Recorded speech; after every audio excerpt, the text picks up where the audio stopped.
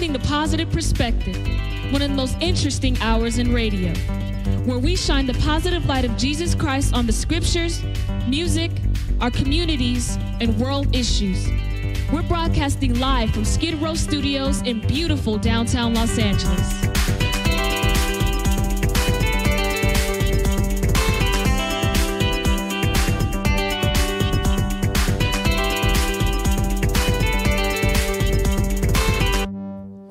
Hi, I'm Willis Boyd. And I'm Shantae Duncan. And you're listening to Positive Perspective.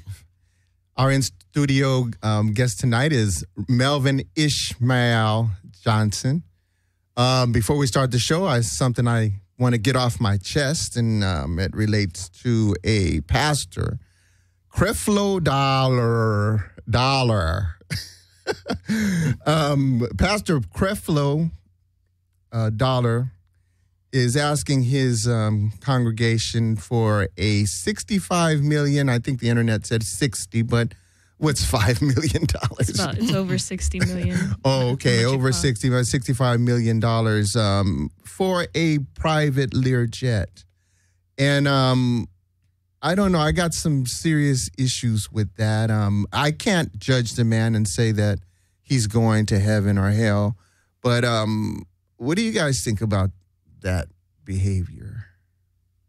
Well, I think that if the jet is being purchased by him, why should he ask his congregation for, $65 million, $60 million when he could ride in a commercial jet to and from wherever he needs to go? And witness to the ordinary people about the word of Christ Jesus. Or is he claimed to be a Christian? Is he non-denominational Christian? Yeah, what? Yes. It says he's a non-denominational church. And but to ask your congregation for, to me that's a luxury.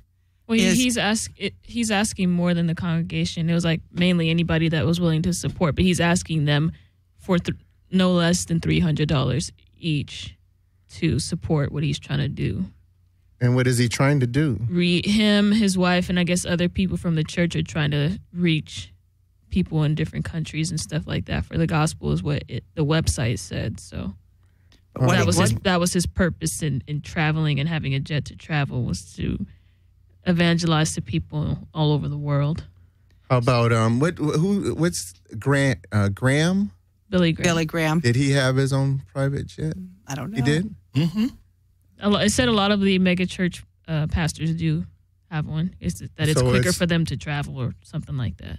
So. It's the trend with but why mega wouldn't churches. I guess not all of them, but yeah, just like some of the mega churches do have those kind of things for their. So pastors. He's not out of line. Well, I mean, he's not the only one that has it. Yeah, but did the other people ask for donations to buy the pastor at church, or is he asking for the church needs a Learjet, that belongs to the church, and whoever at the church needs to use it would sign up to use it, just like a company jet would be. It's not just the CEO's jet; it's the company jet. Okay, so the question is, which I don't know, is it his own? Which something you were saying, is it his own private jet, or is it a community jet for the church? Well, I think it boils down to two things. First of all, as a follower of Jesus, you have to ask the question, do we have any scriptorial support for what he's doing there? I mentioned earlier there's a portion in the scripture. See, I have a problem with ministers being paid anything if they're going to follow Jesus, because we got it right in the scripture that a rich man came to Jesus, right? Shantae, go ahead and read that, what Melvin's talking about. Okay. So it's Matthew chapter 10, starting in verse 20. Teacher, he declared, all these things I have kept since I was a boy. Well, go up a little bit further so they can get like a context. He asked Jesus in verse 18, why do you call me good? Or Jesus asked, why do you call me good? No one is good except God alone. You know the commandments, you shall not murder, you shall not commit adultery, You shall not steal. You shall not give false testimony. You shall not defraud. Honor your mother and father. Teacher, he declared, all these things I have kept since I was a boy. Jesus looked at him and loved him. One thing you lack, he said. Go sell everything you have and give to the poor, and you will have treasure in heaven. Then come, follow me. At this, the man's face fell. He went away sad because he had great wealth. Jesus looked around and said to his disciples, how hard it is for the rich to enter the kingdom of God. Okay, and now go ahead, Melvin. Yeah, and see, that particular scripture is a few things that you have to break down. Number one, the translation of that word poor had a meaning. You know, the original translation meant Ebonites, right? Or the Essenes, the one which they found that was a community structure in which when they interpreted into English, you know, it equivalent to, that's what they called them during that particular time, because they kept everything in common, like mentioned in the book of Acts. Oh, okay. So what Jesus was basically telling him is to join them. You have to give up everything, become part of the community. The whole economic system is kept, you know, as one, as a community. They function. You gave up all of your private property, is what he was saying. I think that's part of laying the foundation for modern Christianity, the way they handle their finances. The other one is in the scripture also, and that would a man rob God? How do you rob God? Tithes and offering. Right. See, so tithes come out to be 10%, and that's which a lot of the ministers, when they're trying to back it up with scripture, that's what they would stand on, that. Now, in terms of Reverend Dollar, I think you have to look at that in two ways. Number one, if this is part of the church organizational structure in which he's buying this plane, then he's within his right of any other nonprofit or any other religious nonprofit organization. But see, if this is part of his private, you know, et cetera, funds and account and stuff like that, there's no scriptural backing for that in terms of the Christian faith. Well, I think, you know, churches nowadays, because they have to report everything to the government, the IRS and stuff, they all have their budgets and everything else. So why would it not be just as, you know, the church that I go to needed a new air conditioning and sound system.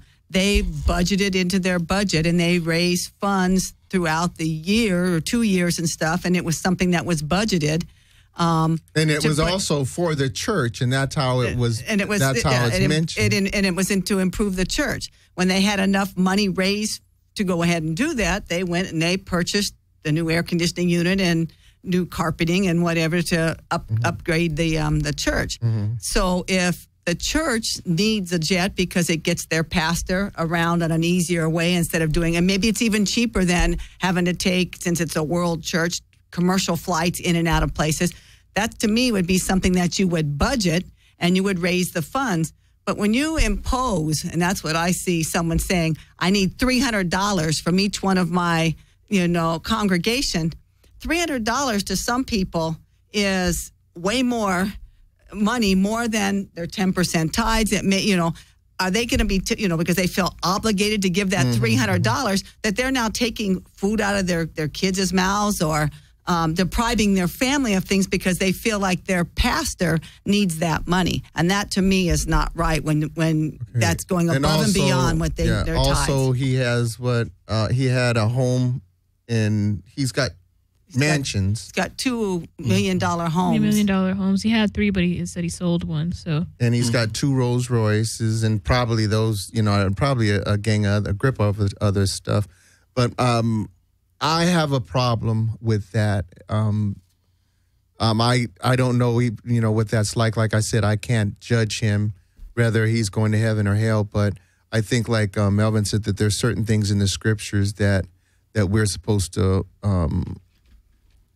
walk by, and I don't think he's setting a very good example.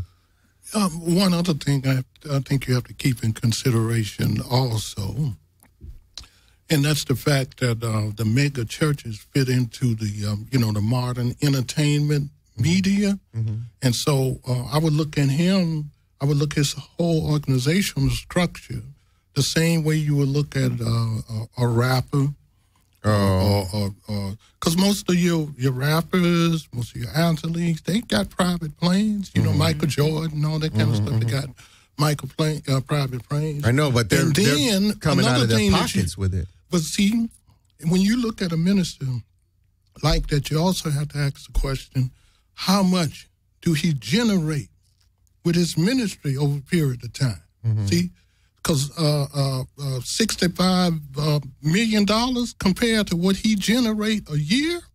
See, so I'm saying in that sense, a person had to figure out there because it's a lot of money that these ministries. Yeah, but I'm saying TV ministry. We're just talking 65 for the jet. You're not talking about the pilot. You're not talking about insurance. You're not talking about. Denise was saying you have to pay to land and take off of. At airports, you're not talking about all those things, and I mean, no matter any way you slice it, it's nothing I can comprehend. You know, being a meager, honest warehouseman, sometimes dishonest, but I can't conceive of that. But anyway, enough of Mr. Dollar. We're going to move on to Mr. Melvin, Mr. Johnson, and. What we're gonna talk. Oh no! First, let's hit on Pastor Tony's karaoke night in Skidrow over at the community outreach. Central City Community. Yeah, Church. Central City Community Outreach Church, which Shantae and I had the pleasure of visiting last Wednesday, and those people are in there having a very, very awesome time. Would you care to share something about that night? Yeah, we got there early to set up. We set up the chairs and helped Tony prepare. And there were some college kids there from Washington as well as Idaho. Washington State? Washington State, okay. Yeah. As well as Idaho. And, yeah, they were just really excited, I guess, to be there. Had a lot of energy and were interacting with different people and just the homeless people that were there. But I was also just noticing some of the pain and stuff that I could see in the faces of some of the people there. So it was kind of a weird contrast, I guess.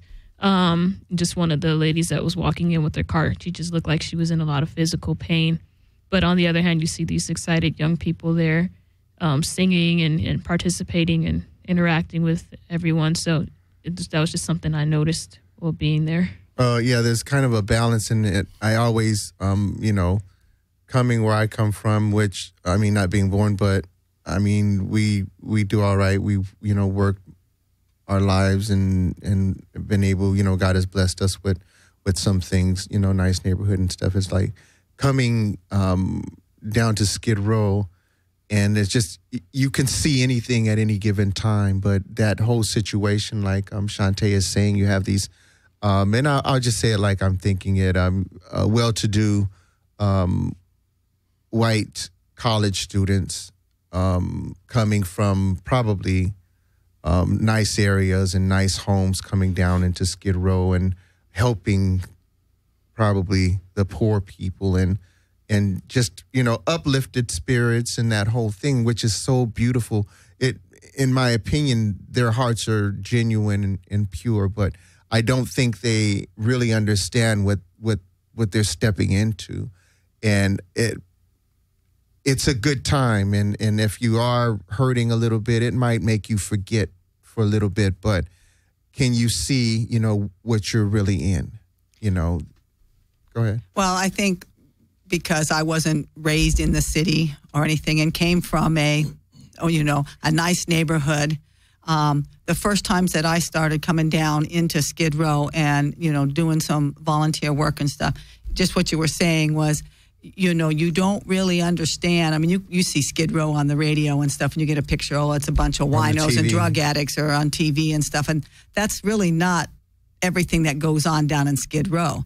And when you can see the people down in karaoke, that may be their highlight of their week, their month or whatever. Their existence. Yeah, their existence. They may, that being able to get in there and just have a good time and not have to worry about, what's going on around them, because it's like a safe haven when you get inside, inside the church in there. I mean, for anything that church has going on, it's always a safe haven inside, and, anything could happen, but people come in there and, I mean, they'll leave their belongings. It'll sit back in the back. No one usually messes with it or whatever, but they just want to come in and intermingle with everybody and sing a couple songs and laugh and just have some joy comes on. And I think it lets them forget about maybe what they're having to deal with out there on the streets.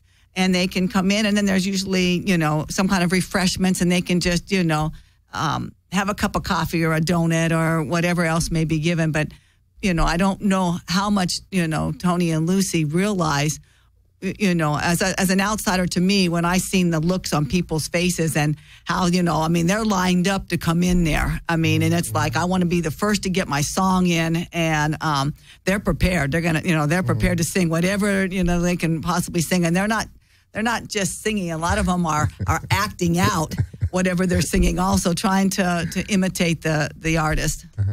Yeah. So would you like to chime in on that?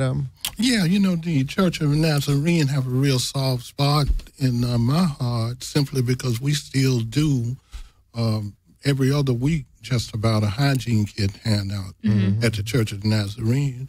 And for about 3 years, we also used to do a theater workshop there on Sundays. Uh-huh. I think it has a lot of potential. I think the church can do more, in terms of changing what's happening down there in the Skidrow area. Because I guess the thing that bothers me is the paradox of people laying in the street and an empty building. See, I feel that every church down there should be providing beds if it's nothing but cots, or else it's a wasted space. I know, but Melvin, it takes people to manage those things, and clearly organizations or churches down there are struggling these times, and you have an empty building, but beds cost money, supervision, because Skid Row ain't no joke, and it ain't no joke. There's some crazy people just like that guy that just got shot recently. There's some crazy folks down there just hiding, They're hiding out and mingling and blending in, and then you put them. Go ahead. I don't think it's a problem of money. I think money is the problem. I think the more the money you put in Skid Row, the more you're going to create a bureaucracy down there for, I hate to use the terms, but I want to get right directly to the point, where the poverty pimps can continue to grow, and their vested interest is to keep people laying in the streets. What you need is creativity.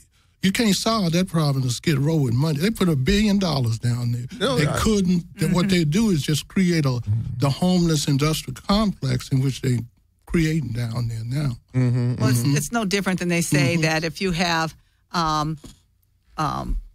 people that don't have a lot that that win the lotteries, and they could win $100 million, and yet 5 years, 10 years from then, they're right back where they were before they had that money. Because if you don't know how to manage and handle that type of well, I don't even think Melvin's talking about that. I think that people are just taking the money. It's not mismanaging it. It's just they're selling the poverty and getting donations and government grants and this and that, but they're funneling that money somehow into their own pockets rather than putting it to the correct use. And and then that's what pimps do. You got a in the social work field, you got a principle called the Peter principle, right? And that's when, in terms of up mobility of an employee, you can only go so far. See, and you got people in front of you, so when you go so far, you just head out. So that's what you got happening in Skid Row. You got a lot of people down there that cannot advance in their particular field. See. When you say field, what are you talking about? Social work. Okay. Yeah, the social workers, because it's the social workers and the ministers, I consider all of them social workers and stuff like that, who's supposed to be in the forefront of solving the problem down there. See, and what happened because of what I call poor planning, you had the system break. and the ones that suffer is the mentally ill. Now, you mentioned a young man, Africa, that was shot. To me, the most important thing in relationship to that is the failure, of the city of Los Angeles to take care of the mentally ill population. That's the main problem. Yeah, no, but how are you getting that out of a man that connived his way over here, if that's the story? I mean, I'm only believing what the media is telling us, but that man was he was a fraud. Without a doubt. He was evil. But he was also one other thing. Crazy. He was mentally ill. I know, but it seemed like he was doing all right. How long? Okay, you say he's mentally ill, but he managed to get from Africa to France, and then from France to United States, and then but there could have been a breakdown where, because I don't think you're born mentally ill. He might have been a fraud or something like that, and over time it elevated into something. It's clearly how he became mentally ill. How did he? How? 15 years in prison. 15 years in solitary confinement. Because he came over here, he robbed a bank. He only been out 3 or 4 months. Okay. And the prison system itself, is part of that mentally breakdown. And so, like I say, the issue is not the individual Africa. It's serving the mentally ill, for which what I think the recovery zone, Skidrow, is supposed to be all about. Everybody else is supposed to be floating through. They may have economic problems, right? Just got out of prison, but they're not mentally ill. But the mentally ill need to be around those resources. See, right now the resources is being taken by people that are manipulating the system to stay down there, to live in the SROs where you pay $60 or $70 a month. See, that's the reality. Mentally ill should be there. Mentally ill laying where? In the tents. But a lot of them want to be there. You can't make. I don't look. Maybe they're not well enough in the mind to make know that they decision. shouldn't. I haven't seen anyone present any evidence that anybody in the age that we live in that want to just live in these streets, even if you're mentally ill, crazy, that means the ones, especially off into the religious aspect of it, they have an obligation to look after people who can't look after themselves, to develop programs for these particular type of people. See, if they want to live on the street and swallow, that should be a cue that there's something wrong. I know, but do you force them now into institutions and places that you can take care of them? You don't force them, but you seek that's to my provide thing. It's like if a man is barefoot in the summertime and the sidewalk is 110 degrees and a person is giving away free shoes and he says he doesn't want shoes because of whatever reason, that's a crazy person, in my opinion. So if that same person is saying, I don't want your hospital bed and I don't want this, you can't force them. And I think from my personal experience, I've talked to a lot of people down on Skid Row that have that mentality. They don't want to be confined and they don't want to listen to anybody's instruction. And that's the biggest reason I think most of the people are down there is they do not like authority. They don't want to listen to anybody. They want things their own way. Well, my take on the reason the majority of the people, see, first of all, when you break it down, you look at Skid Row. Let's talk about Skid Row. Skid Row is about 90% African Americans. So then we have to turn around and ask the question, why is Skid Row, is there a reason Skid Row is 90% African American? Yes. What is that reason? African Americans nowhere in this country is in economic control of their own communities. See, and L.A. right here to make up 11% of if we should be concentrating on and asking the question, how are we going to empower the next generation to make sure that they control the economic life of the community so they can provide some jobs, better life for the kids, and then you won't see 90% flowing down. Well, I think, I mean, that's interesting that you say that, but I heard someone say that America is not a melting pot anymore. It's a stew.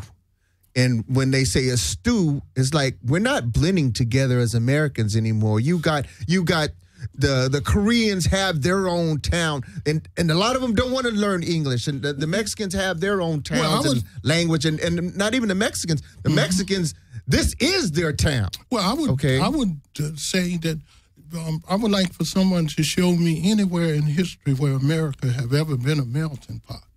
See, because until they saw the problems of what happened of almost 400 years of slavery and being able to integrate the descendants of slaves of America back into society, whether it take reparations or whatever like that, whether they deal with that.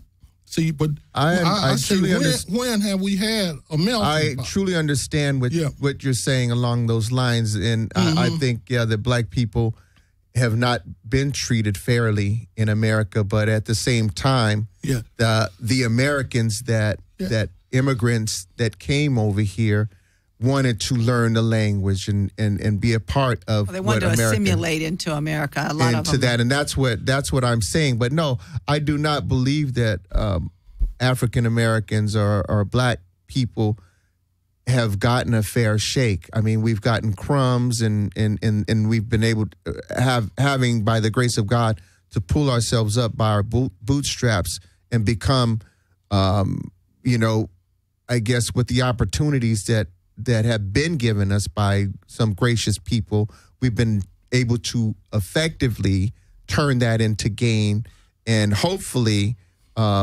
let it trickle back down into the communities and knowledge, like I believe you do, in giving the people the opportunities, like myself, mentoring me and countless other number of people in learning, teaching us how to write creatively, give us opportunities to host our radio shows and a million other things that you are doing, and Pastor Tony are doing, like him down there at the karaoke thing. There's this guy named Cowboy. Hope I don't get in trouble putting his, put him on blast. I don't think so. But this guy I was just listening to him talk. Basically he was a thief that got caught on the streets down there, living on the streets, and he stumbled in there. Somebody talked him into going into karaoke. He did. Somebody talked him into singing a song, and for whatever reason, he's do you remember his title? His title was coordinator or something that Tony gave him. So he comes in there and he's coordinating. His pride in what he's doing. What is setup? He's the setup chief. So he goes in there and he looking over and helping people to set up right and making sure things are done. Now, Pastor Tony is not looking at this man as a homeless thief. Pastor Tony is looking for an opportunity to give this man an opportunity to redeem himself and some, at the basis, or give him a foundation to start again, and giving him some pride in him in what he's doing. And I think you and people like Pastor Tony, I wish I was more like that, to look at people and just see the potential and see, all the potential that all of us have, all that beauty that all of us have, and then try to give them a way to express it and to use it. And so when you say, America, and melting pots and black people having their own communities, I don't look at, I think that's our biggest disadvantage, is that black Americans are Americans because we're not immigrants. Well, let me explain what I mean. And see, no doubt in my mind that it's the African American also that is the center point of the whole economic problem that the United States face. Let me explain what I mean by that. The United States is based upon a dual, plural economic system. That's what modern capitalism is, right? When I say a dual economic system, every ethnic community in the United States, basically supposed to have their own community in which they exist and control the economic life of the community. And then you also got another outside community. I call it the shopping mall community, in which everybody exists. To me, it's what Dr. King was talking about. He's talking about getting along out here in that mainstream society where everybody mix. See? Now, when the African American, if you don't control the economic life of your own community, you are dependent upon what? Other communities. Other communities, or welfare or crime, et cetera, like that. See, until the African American bring that balance back up, see, we're going to have a better society when that happens if we continue to live in this type of modern capitalistic system in which we live. Now, as a person, Harold Cruz, a professor at the University of Michigan, he wrote 2 great books, Crisis of the Negro Intellectual.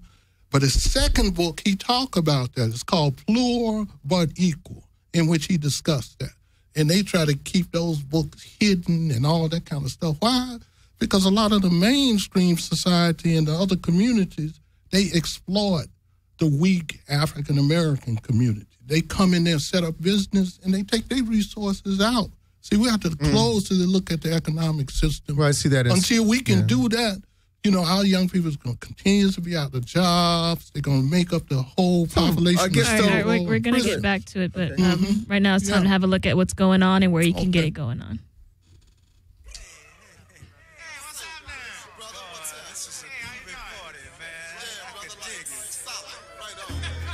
The best impressions start at home. Elite furniture for affordable prices.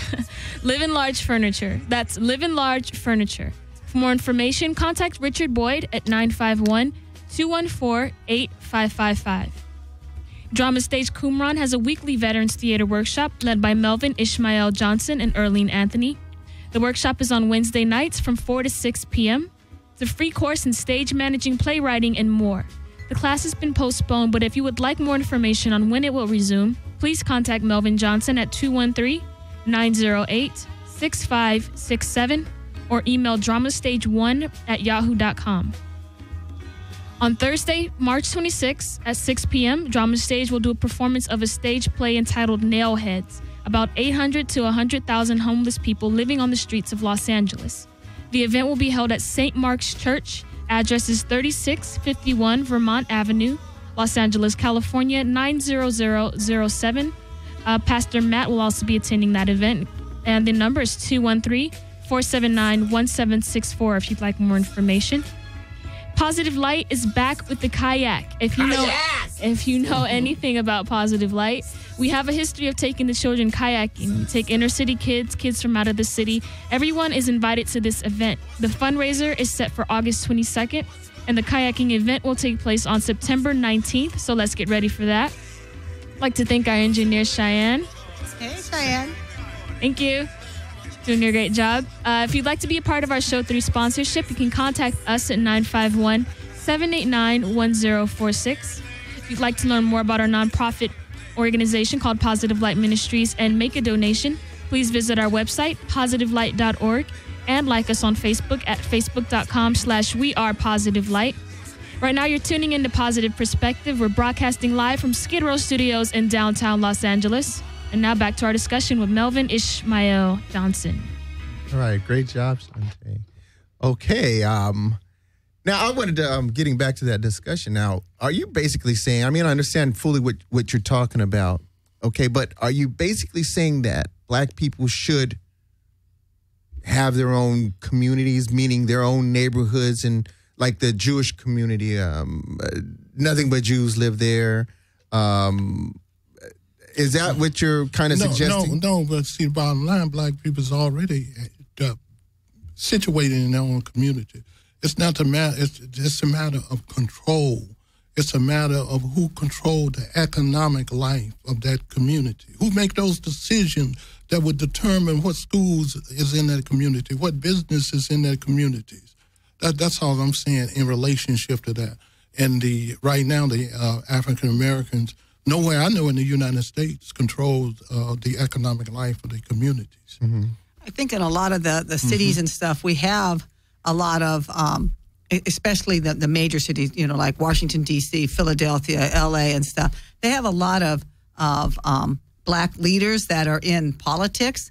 But I think, again, they're in politics and they're just out there, seeing what kind of, where they can advance to in their careers or whatever. I don't really think a lot of our local politicians are concerned with what's going on in the individual communities. I think it's stepping stones for maybe they're going to become a state senator and get it, or a congressperson or something and they get into bigger committees and stuff. They're not looking at I'm in the city of LA and I'm, have a little district in here that I'm going to look at my schools or anything. I mean, the LA City School District, that's in shambles. We all know that. They're rating down, even California, they're down in like the last bottom 5, I think, on the last, for our schools and stuff. Mm-hmm. But it's one, for example, the school system. See, what I'm saying is this. When you go back to the whole history of the public school system that just like the historical black colleges, something that came out of with the end of slavery to help the African Americans. It was the public school system, the first public school system was developed for African Americans. But do they control it? No. They're still complaining of others from the outside decide everything about how their kids and stuff is going to be educated. So you're saying it's coming from black people kind of speaking up about the schools that are in their community? Right. And the starting point, it's about controlling the economic life of your community. And you have to go from the starting point of when all of this downfall began. And it began in 1954 with Brown versus Board of Education, when they basically legalized and sanctioned integration. And when the African American accepted that as a concept, and it was a downfall. It's one of the main reasons of destroying our community now, because they gave them a legitimate right to do exactly what Denise just got to talking about, to play the games of politics and basically do nothing. You can, look, we got all kind of documentation to prove that. All you have to ask the question and answer this. Was it more jobs? Did we have more business? Did we have more than we had before integration than we do now?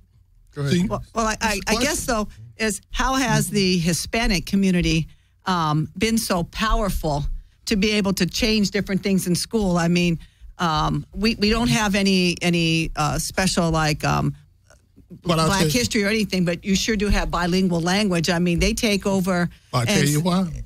Look, in the 60s, right, during the, and I say this often, during the Black Power movement, the conscious movement, as they call it, the conscious movement had a choice between learning Spanish or Swahili. They was looking for a national militant language and stuff.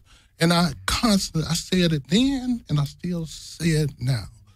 If the African-American school system had a mandated Spanish for the African-Americans that live in California, Texas, Arizona, all of those border states, then we would have a better relationship with the whole Spanish community. See, and I hear all the time how the Spanish-speaking people have become the second largest minority in this country. But here is the fallacy in that. That's a total fallacy. When you look at the overall makeup of this, over 60% of these so-called Spanish people is of African descent, Belize, places like that. So the problem is, how do the African-American create, what is keeping the African-American and the Spanish-speaking people out here, both of them suffering, is the fact that African-Americans didn't learn Spanish so they can communicate the right way. Well, it's never too late. And right, exactly. I'm trying to learn Spanish it's not too now. Late. It's important to do it now, because they're mandating that on a lot of jobs. Well, that's what I'm saying. But I mean, I seen that when many, many years ago when I was over in Europe. The difference between when you went to I was in Germany, and at that time it was West Germany versus East Germany because the Berlin Wall was still up and everything. You old? I'm old. Was that in West Germany? They taught in school from 4th grade on. English was another class, just like going to math or science or history. English was a class they had to learn because they recognized that English speaking was going to be the universal language no matter where they were. So they were trying to grow their children so that they could do what Melvin's saying, basically move on up, and be able to not only within their own country, but worldwide be able to communicate. Well, when I talk to black people about, I'm trying to learn Spanish, as you guys know, and I'm learning from the people at work and at the gas stations and that kind of thing. But when I talk to black people about learning Spanish, they say, "Why should I? We're in America." That's basically the attitude. Well, I think part of the problem is, I think it's twofold. We have a lot of Spanish-speaking people here, and not just all from Mexico or El Salvador, but like you said, from Belize and a lot of these other places that is their native language. Or it even could be when you talk about from Argentina and Brazil. There's a dialect of Portuguese, which is like a dialect taken from Spanish, so you can communicate enough with it. I think our country as a whole has a problem. They're not requiring people to come in here and learn the English language. If you were to go over to a foreign country, you have to learn their language over there. They're not going to give you a driving test in English necessarily. They're going to say, if you want to take this test, you're going to have to learn how to read French or Germany or whatever. You can only go so far without learning their language. One other thing that's so important about the Spanish language, right? Spanish language is the bridge language that passed civilization on through the Arabic language, right?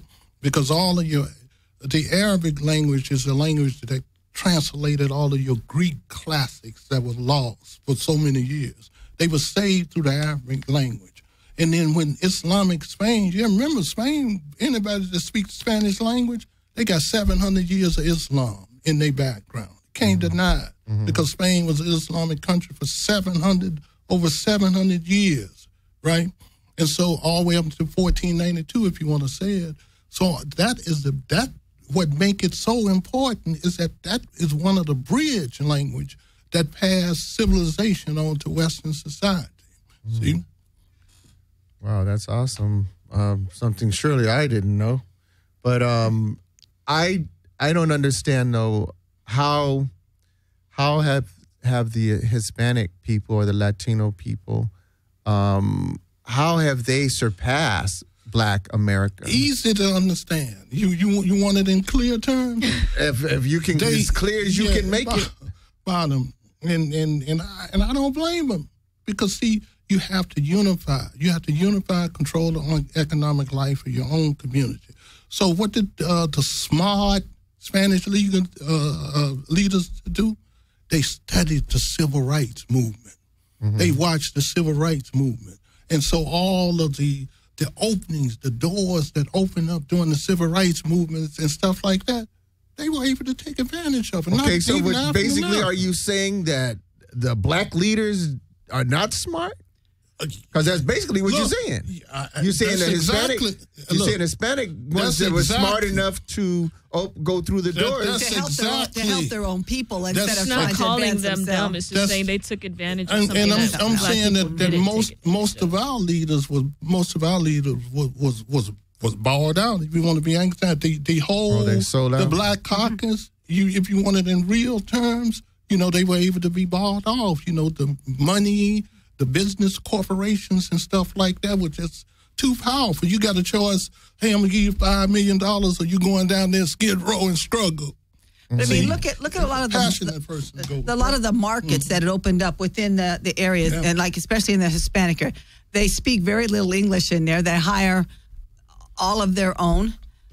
They take care of their own. You don't see that in a lot of the Black communities. They have the biggest tie they have to each other is maybe their churches. But outside, once you leave out Sunday morning from church, you don't see them trying to, like you said, help the community. It's like almost everybody is like, I'm for me, and whatever you get's what you get, and just don't come over with your hand out for me because I got to take care of myself. We're not pretty broad statement you're making there. That's pretty broad. That's kind of blanketing. And the black that's what church, I've seen us outside walking in and seeing in that area. You go to black churches? Yeah. And see the black church would change when the person that controls the black church, decide to make that bold move. The black church is being controlled by the black female or females as a whole that controls the church.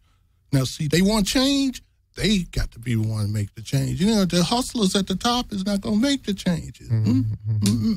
Wow. That's Well, I think also with the Hispanics, there's a lot stronger of family ties in the Hispanic community. I mean, you see, like in the Asian community, you see a lot of grandmas and aunts and, in the homes in there and stuff or you see 4 or 5 families that rent one home and try to get a little bit. They have one car and they move on, they get 2 cars and maybe then one of the families or 2 families can move out.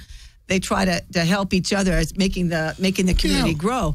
You don't see that a lot in the black communities. And they got to one of the most important things in which they can build a whole culture around that the African American don't. What is that? Language. See, African American, what language we speak? We speak English. Okay. And what's wrong with communicating with English? Right, and who is the dominant force in the English language? He's saying a language you can call your own. We can call it our own. That you can build your culture around. We can. I believe we can. It's like if I go to the park and I'm this guy, look at the gangs and all these people, the gangsters.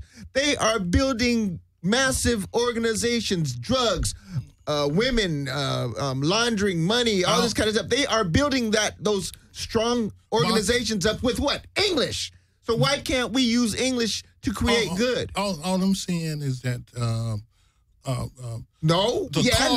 the culture of Germany is based upon the German language of English. English language center point is where? Secondary is America, but the center point is England from a historical point of view when you trace it from that. I know, but what are you saying, Melvin? I'm saying is that until we figure out a way to empower our community, and we can't empower our community without empowering the whole continent of Africa, where all of those natural resources, is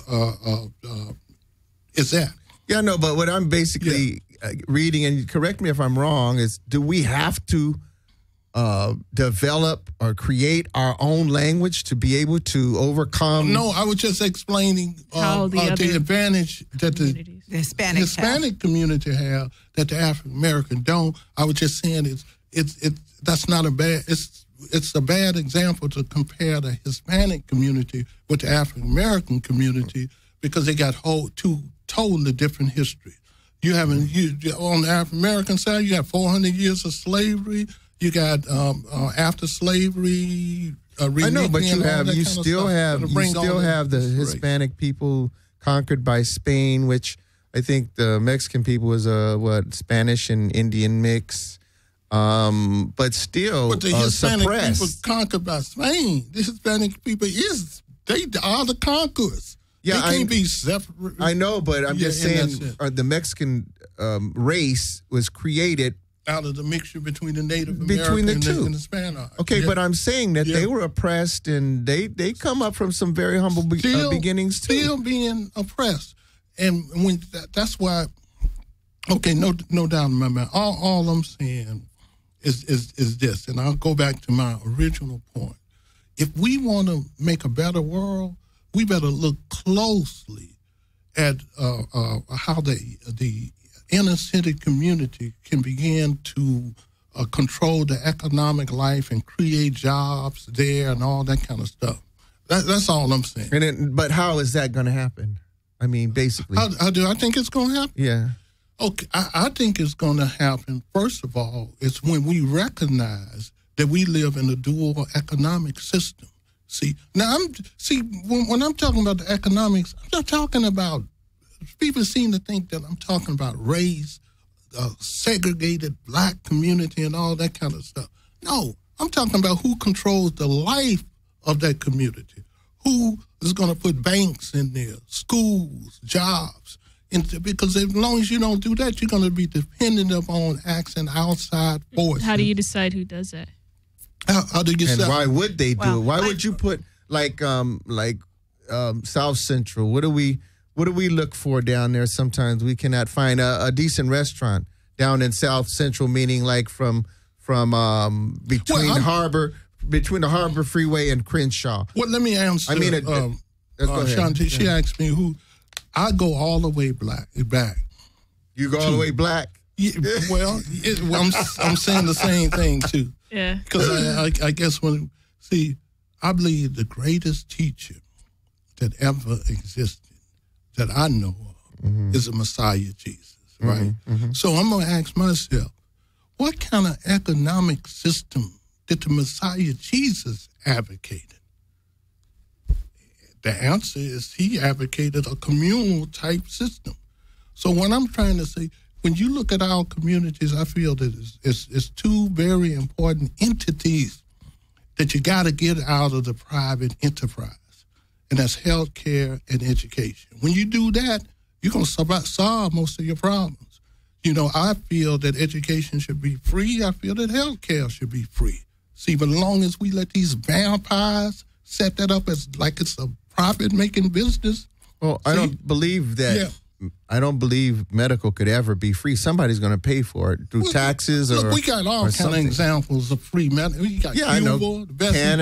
Canada, but they're paying taxes through the nose. Yeah, but you have a lot of Canadians that are coming into the United States or England that comes into because they have socialized medicine and they have a operation that they need and it's not life-threatening, so it takes them 5 years to try to get an operation that might be like a knee replacement because it's not life-threatening. Oh, because it's free. Because it's free. The waiting line for it, so they'll come down into the United States and where they can maybe have to only wait 6 months and pay for it, but the quality of their life is far better because only life-threatening ones are done immediately. In other words, there's pros and cons to both methods of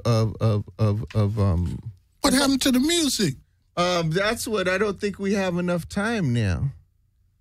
No, I think the song is longer than that. So we. Oh. What? She wants us to do the song. She says, as long as we're done by 6. Let's go for it. Oh, well, yeah, but. I can introduce it. Willis and Shantae have a little duo that they're going to perform for us. Yeah, I've been trying to get into being a rock and roll star. Shantae's graciously going to try to help me out here. And it's just, this is all, shooting from the hip. But I got to change my glasses on it. We could do something with the lights. No, I'm just kidding. But, yeah, we're just going to go ahead and go for this. Has nothing to do with the topic or anything. This is just my vain ambition to be a rock and roll star, to break into the rock and roll scene. Like that? Okay. Anytime. Wait a minute.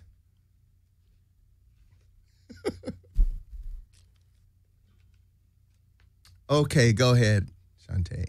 Come on.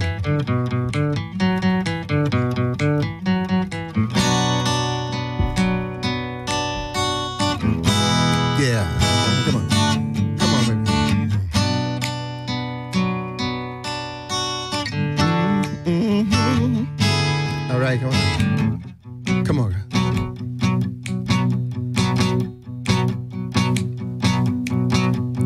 Hey, little sister, what have you done? Come on. Hey, little sister, who's your only one? Hey, little sister, who's your Superman? Hey, little sister, who's the one you want? Hey, little sister, shotgun. It's a nice day. Start again. It's a nice day for a white wedding, baby. It's a nice day Start again. Come on, girl, come on. Hey, little sister, what have you done? Yeah. Hey, little sister, who's your only one? I've been away for so long. I've been away for so long. I've let you go for so long. It's a nice day. Start again. Come on, a nice day for a white wedding, baby. It's a nice day. Start again. Ow! Come on, girl, hit it.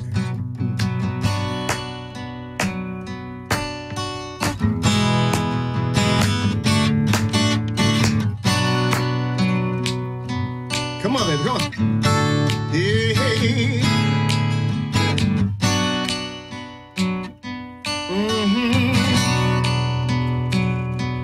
Oh, yeah.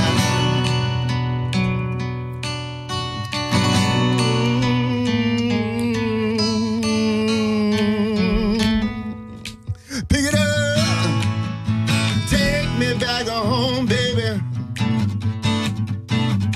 Wait a minute, what are you doing? Just go with it. But I want to rock. Just go with it. You know, that do sound kind of good, don't it? Come on. But baby, I done you wrong. Huh. But I love you. Come on. Huh. Good God. Huh.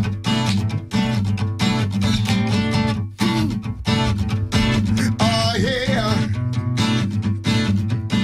All right. Now there's nothing fair in this world. There's nothing safe in this world. Come on, come on, come on. There's nothing sure in this world, and there's nothing pure in this world. Not easy anything left in this world. Break them straight, start again. Break them, come on. A nice day for a white wedding, baby. Come on, break down. It's a nice day. Start again. Come on, a nice day. Start again. All right.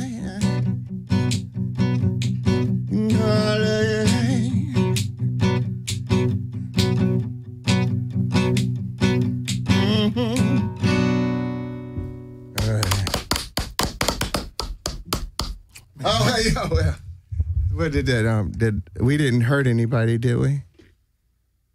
What? We got 1 minute. Okay. We are never more like our Lord and Savior Jesus Christ than when we are loving, forgiving, and creating. Thank you for tuning in to Positive Perspective.